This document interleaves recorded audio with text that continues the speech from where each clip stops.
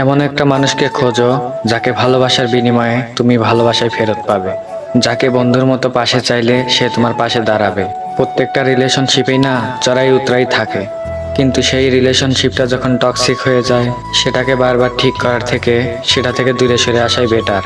তাই ভবিষ্যতে একটা ভালো জীবন পেতে হলে আজই কঠিন সিদ্ধান্তগুলো নিতে শিখো।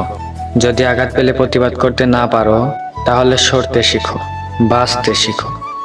পারফেক্ট ছেলে সেটা না যেটা অনেক হ্যান্ডসাম, অনেক টাকা পয়সার মালিক।